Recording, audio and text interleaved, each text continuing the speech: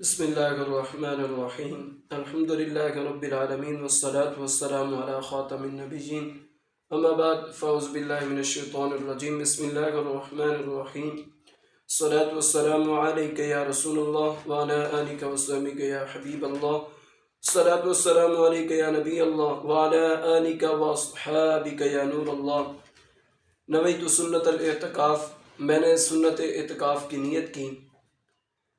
درود پاک کی فضیلت سماعت فرما لیں۔ حضرت شیخ احمد بن ثابت مغربی رحمۃ اللہ تعالیٰ علیہ فرماتے ہیں، ایک دن میں دیوار کے ساتھ ٹیک لگائے قبلہ رخ درود پاک کے موضوع پر مضمون کو ترتیب دے رہا تھا۔ اسی دوران مجھے نیند آنے لگی۔ میں نے خواب میں دیکھا کہ میں ایک سنسان جگہ پر ہوں جہاں کوئی عمارت نہیں، کچھ لوگ جامع مسجد کے دروازے پر موجود ہیں اور باقی مسجد کے اندر ہیں۔ میں اندر گیا اور ان کے درمیان بیٹھ گیا۔ وہاں میں نے ایک حسین و جمیل نوجوان کو دیکھا جس کے چہرے پر نیک بختی کے آثار نمایاں تھے۔ میں نے کہا، آپ کا نام کیا ہے؟ اس نے کہا، میرا نام رومان ہے اور میں اللہ رحمان کی ملائکہ میں سے ہوں۔ اس پر میں نے سوال کیا، تو پھر آپ آدمیوں میں کیوں آئے ہیں؟ فرمایا، یہ سب آدمی نہیں بلکہ کیا ہیں؟ فرشتے ہیں۔ سبحان اللہ۔ میں نے عرض کیا، حضور یہ تو فرمائے کہ ان فرشتوں میں کون کون ہے؟ فرمایا، ان میں حضرت جبریل علیہ السلام ہے، حضرت میکائیل علیہ السلام ہے، حضرت اسرافیل علیہ السلام ہے، حضرت عزیر علیہ السلام ہے۔ میں نے عرض کیا، حضرت اسرائیل علیہ السلام کی زیارت کرنا چاہتا ہوں۔ فوراً ایک صاحب اٹھے، وہ بھی نہایت حسین تھے۔ فرمایا، میں اللہ پاک کا بندہ ہوں، میں اللہ پاک کا بندہ اسرائیل ہوں۔ میں نے حضرت اسرائیل علیہ السلام سے عرض کیا، میں اللہ پاک اور اس کے پیارے حبیب صلی اللہ تعالیٰ علیہ وسلم کا واسطہ دے کر التجا کرتا ہوں کہ آپ میری جان نکالتے وقت مجھ پر نرمی فرمائیں۔ فرمایا، رسول اکرم نور مجسم صلی اللہ تعالیٰ علیہ وسلم پر کثرت سے درود پاک پڑھا کرو۔ سبحان اللہ۔ اے عاشقان رسول، اس واقعے سے پتہ چلا کہ درود پاک پڑھنے کے جہاں اور بے شمار فضائل و برکات ہیں، وہیں اللہ پاک کی رحمت سے امید ہے کہ کثرت سے درود پاک پڑھنے والے کی روح نکلتے وقت بھی آسانی ہوگی۔ اگر درود پاک کی برکت سے موت کے وقت روح جسم سے جدا ہونے میں نرمی و آسانی نصیب ہو جائے تو یقین جانیے یہ بہت ہی سستا سودا ہے، اس سے کبھی بھی غفلت نہیں کرنی چاہیے۔ جان نکلے تو اس طرح نکلے، تجھ پر اے غمزدوں کے یار درود، دل میں جلوائے بسے ہوئے ہیں تیرے، لب سے جاری ہو بار بار درود۔ صلو علی الحبیب صلی اللہ تعالیٰ علی محمد صلی اللہ علیہ وسلم۔ اے عاشقان رسول، آج کا انشاءاللہ العزیز ہمارا موضوع جو ہے، ہماری گفتگو جو ہے وہ موت کے حوالے سے ہے کہ انسان کو موت نہیں بھولنی چاہیے، موت کو یاد رکھنا چاہیے، اور موت کی یاد رکھنے کے جو فوائد ہیں انشاءاللہ العزیز اسی موضوع کے اوپر ہماری گفتگو ہونے والی ہے۔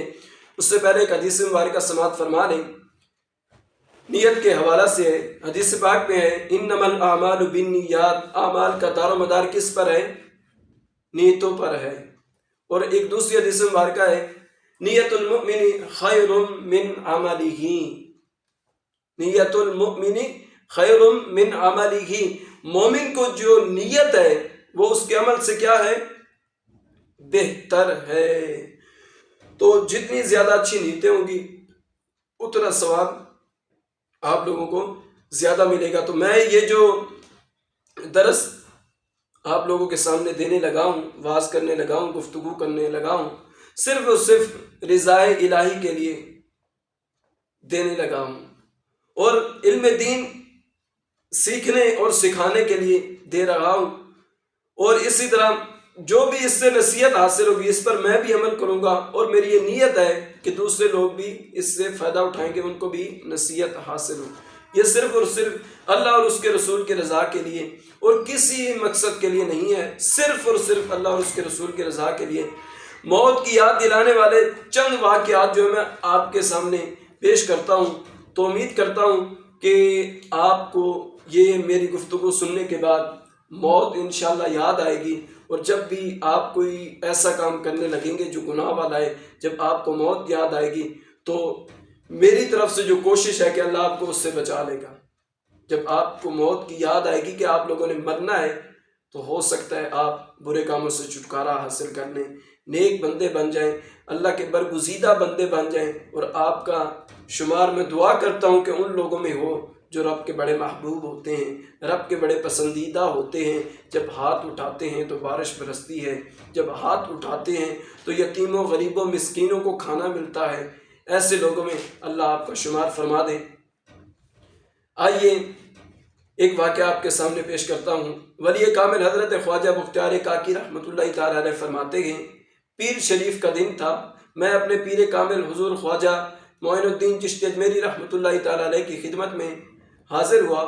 اس وقت شیخ شہاب الدین سہروردی، خواجہ اجل شیرازی اور شیخ سیف الدین رحمۃ اللہ تعالیٰ علیہ زیارت کے لیے آئے ہوئے تھے۔ مختلف موضوعات پر باتیں ہو رہی تھی۔ اسی دوران ہنسی کے بارے میں بھی گفتگو شروع ہو گئی۔ اس پر خواجہ معین الدین چشتی اجمیری رحمۃ اللہ تعالیٰ علیہ نے فرمایا، کہا یعنی اونچی آواز سے ہنسنا جائز تو ہے کہ اس میں گناہ نہیں ہے، البتہ قبرستان میں نہیں ہنسنا چاہیے، کیونکہ قبرستان عبرت کا مقام ہے۔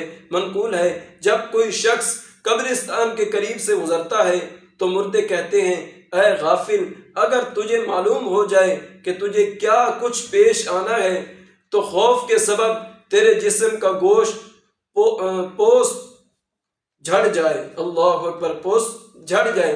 اتنا فرمانے کے بعد خواجہ صاحب رحمۃ اللہ تعالیٰ علیہ نے اپنی زندگی مبارک کے چند سبق آموز اور عبرت ناک واقعات بیان کیے۔ فرمایا، ایک مرتبہ میں اور شیخ اوحد کرمانی رحمۃ اللہ تعالیٰ علیہ سفر پر تھے۔ ہماری ملاقات ایک بوڑھے میاں سے ہوئی۔ وہ بہت بزرگ تھے اور یاد الہی میں انتہائی مشغول تھے۔ میں نے ایسا یاد خدا میں مشغول شخص کبھی نہیں دیکھا تھا۔ الغرض میں نے انہیں سلام کیا اور جب ہاتھ ملایا تو معلوم ہوا گویا ان کے ہاتھوں پر گوشت تو ہے ہی نہیں۔ وہ بزرگ بات بھی بہت کم کرتے تھے۔ ہاتھ ملاتے ہی میرے دل میں خیال آیا کہ پوچھوں، آپ اتنے کمزور کیوں ہیں؟ اللہ اکبر۔ وہ بزرگ روشن ضمیر تھے۔ ابھی میں نے دل میں سوچا ہی تھا، میرے پوچھنے سے پہلے ہی انہوں نے فرمایا، ایک دن میں اپنے ایک دوست کے ساتھ قبرستان سے گزرا۔ ہم تھوڑی دیر کے لیے ایک قبر کے پاس بیٹھ گئے۔ اس دوران اتفاقاً کوئی ایسی بات ہوئی کہ میں کہہ لگا کر ہنس پڑا۔ اسی وقت قبر سے آواز آئی، اے غافل، جس کو ایسا مقام درپیش ہو اسے ہنسی سے کیا کام؟ جو ہی یہ آواز سنی میں وہاں سے اٹھ کھڑا ہوا۔ دوست جو میرے ساتھ تھا اس سے میں نے الوداع کہا اور خود مسجد میں آ کر بیٹھ گیا۔ مجھ پر ہیبت طاری تھی، میں قبرستان میں ہنسا، مجھ پر غفلت آئی، مجھے اس پر ندامت ہو رہی تھی۔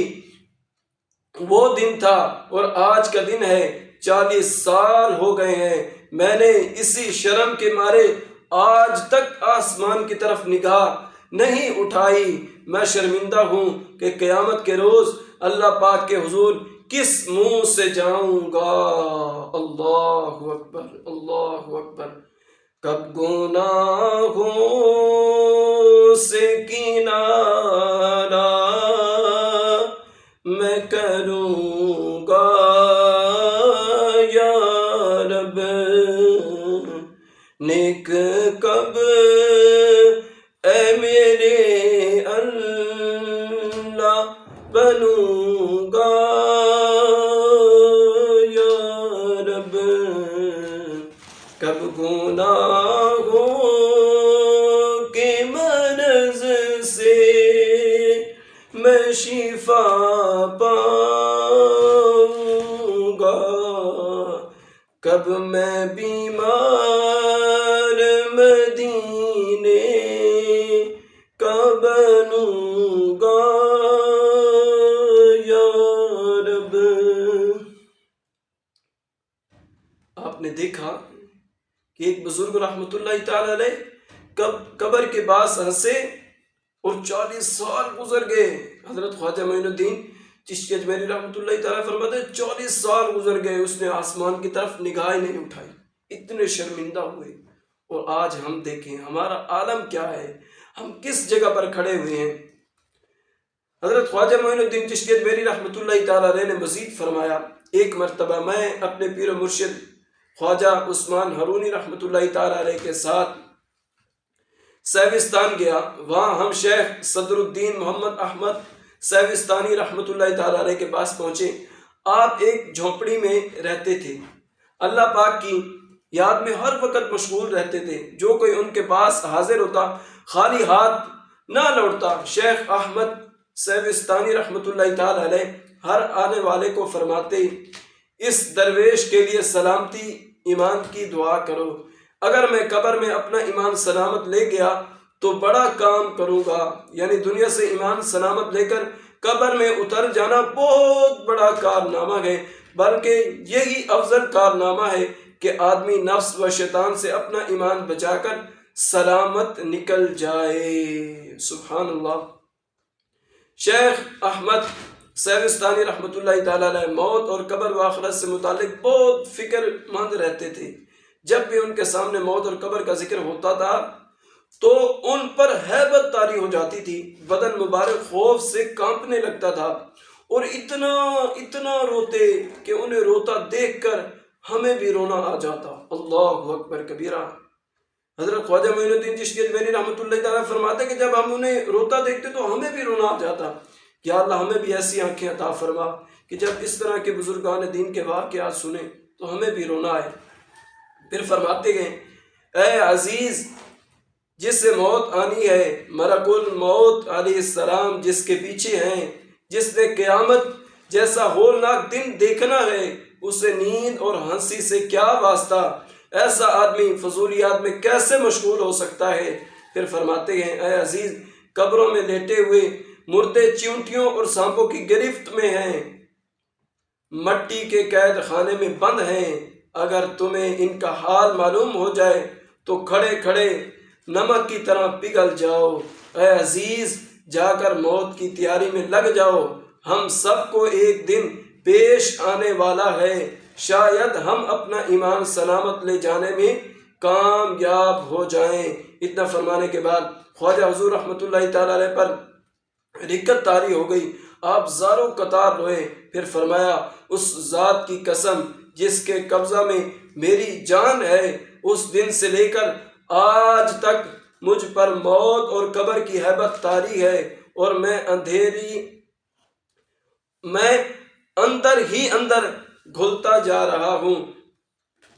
تو اللہ اکبر کبیرہ۔ شیخ طریقت امیر اہل سنت حضرت علامہ مولانا محمد الیاس ستار قادری رضوی دامت برکاتہم العالیہ ہمیں نصیحت کرتے ہوئے فرماتے ہیں، آخرت کی کرو جلد تیاریاں، موت آ کر رہے گی تمہیں بے گماں، موت کا دیکھو اعلان کرتا ہوا، سوئے گورے غریباں جنازہ چلا، کہتا ہے جام ہستی کو جس نے پایا، وہ بھی میری طرح قبر میں جائے گا۔ تم اے بڑھو سنو، نوجوانوں سنو، اے ضعیفو سنو، پہلوانوں سنو، موت کو ہر گھڑی سر پہ جانو سنو، جلد توبہ کرو میری مانو سنو، بھائیو سب گناہوں سے منہ موڑ دو، ناتا تم نیکیوں ہی سے بے بس جوڑ دو، ایک دن موت آ کر رہے گی ضرور، اس کو تم مجرموں کچھ سمجھنا دور۔ صلو علی الحبیب صلی اللہ تعالی علی محمد صلی اللہ علیہ وسلم۔ اے عاشقان رسول، کون موت کو زیادہ یاد رکھتا ہے؟ اے عاشقان رسول، موت ایک اٹل حقیقت ہے، موت آئے گی اور آ کر ہی رہے گی، ہم سب یہ بات جانتے بھی ہیں، مانتے بھی ہیں، مگر افسوس ہم موت کو عموماً بھولے رہتے ہیں۔ ہم موت کو یاد رکھیں یا نہ رکھیں، موت تو بہرحال ایک دن آنی ہی آنی ہے۔ طاقتور بدن ایک دن اندھیری قبر میں اتار دیا جائے گا، پھر ہم ہوں گے اور ہمارے اعمال، تیسری کوئی چیز ساتھ نہیں جائے گی۔ لہذا عقل مند وہی ہے جو زندگی ہی میں موت کو یاد رکھے اور اس کے لیے تیاری کرتا رہے۔ 29واں پارہ ہے، سورہ ملک ہے، اللہ رب العزت نے ارشاد فرمایا الذی خلق الموت والحیات لیبلوکم ایکم احسن عملا، وہ جس نے موت اور زندگی پیدا کی کہ تمہاری جانچ ہو تم میں کس کا کام زیادہ اچھا ہے۔ معلوم ہوا زندگی اور موت ہماری جانچ کے لیے ہے کہ کون زیادہ اچھے اعمال کرتا ہے۔ اس آیت میں اچھے اعمال سے کیا مراد ہے؟